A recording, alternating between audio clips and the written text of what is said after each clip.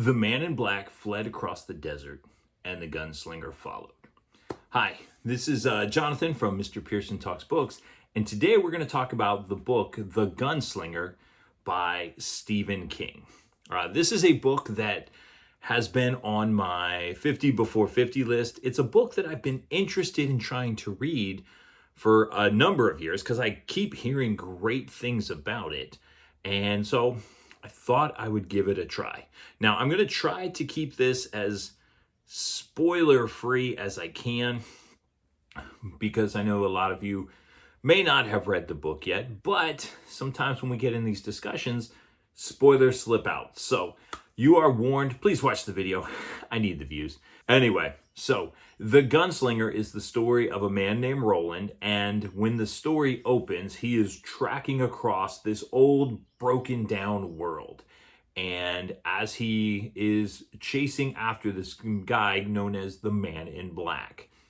And Roland is a gunslinger. He's actually the last of the gunslingers, which seems to be this kind of ancient group of people whose job it is to protect the realm, or think like King Arthur and his knights, that type of thing. And so Roland is the last one. And as he is crossing over the desert, he encounters a different number of different groups of people. Like he stops at this farmhouse, and while he's there, he meets this man. I believe his name was Brown. And he tells Brown about his the things that happened to him while he was in a particular town. And without going into too many details, it ended very badly. It was pretty bad.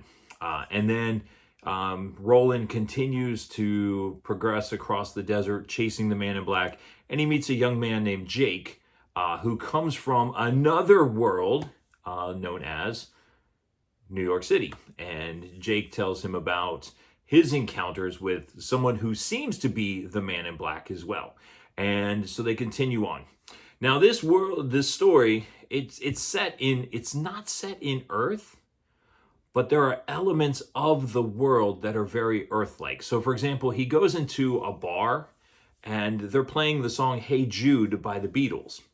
And so there's a lot of different references like that. I think there was even a reference to Amoco, which for a lot of people, they don't know that used to be a gas company. It was one of the oil companies that made gas. The thing that I really liked about this book was I liked the flashbacks. I enjoyed when Roland was talking about how he became a gunslinger and the events that led up to it. So his training and the day that he challenged his teacher because he wanted to go out on his own, knowing that it could go one of two ways. He could either succeed, or he was going to be cast off into rejection or cast off into exile and wouldn't be able to compete anymore. Now, there was some sadness there because of the way that Roland chose to do the fight. He had I don't want to spoil it in case you're interested. Just know that it was a pretty hard section of the book to get through. There's a lot of hard sections in this book. Roland makes a number of choices throughout the book that make you question whether he's a good guy or a bad guy, or if he's just this amoral character who will do whatever it takes to accomplish his goal. The one thing that kind of threw me about the book was the ending.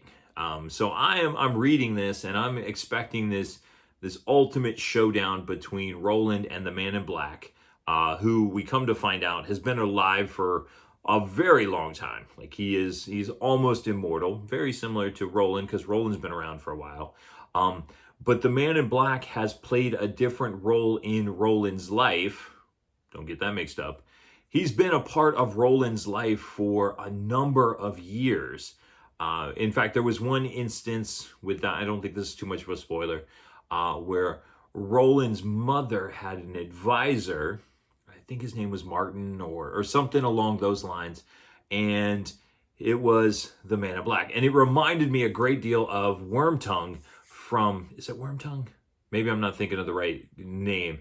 But if you are familiar with The Lord of the Rings, there is that, there's that advisor who is whispering all of the negative and bad things into the king's ear, and it kept him locked up in this kind of comatose mental state until they're able to, Aragorn comes in and takes him out.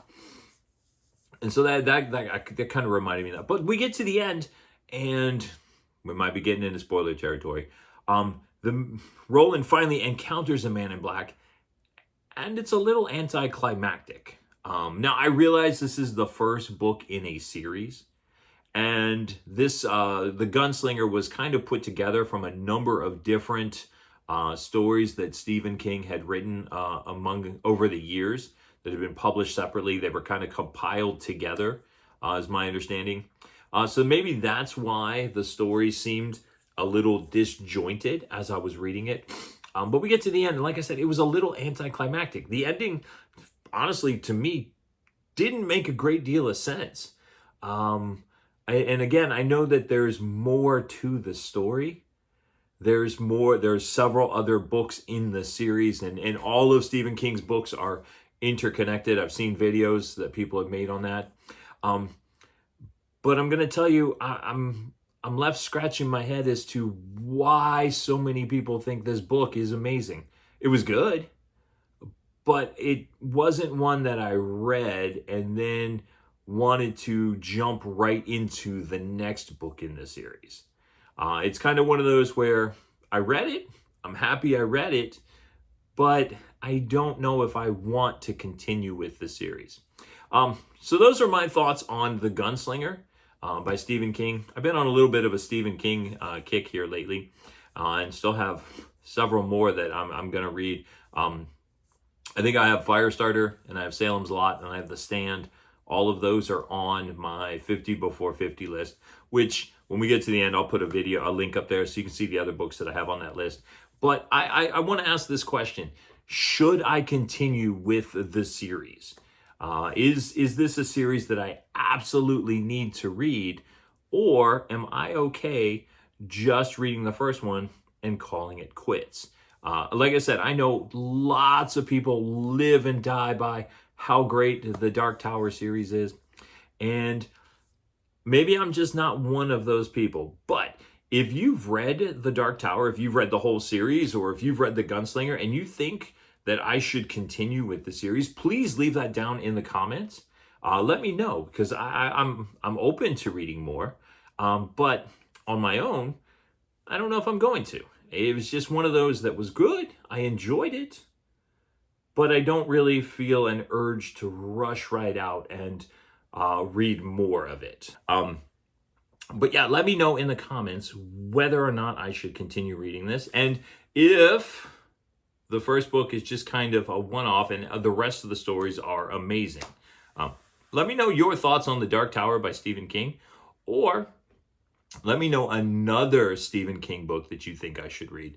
Like I said, I'm going to read Salem's Lot, I'm going to read The Stand, and I'm going to read Firestarter. Firestarter will be a reread for me, but it's been probably 25 years since I read that book, so I'm going to reread it just to fill in the gaps. But let me know if I should continue with the Dark Tower series, or if I should just move on to something else. Let me know all that down in the comments. I will leave a link to a couple videos, one being my 50 before 50 list, and the other one being the Stephen King books that I have read, at least as of that video, because I've read a few more since then. And as always, my name is Jonathan. This is Mr. Pearson Talks Books, and we'll see you next time.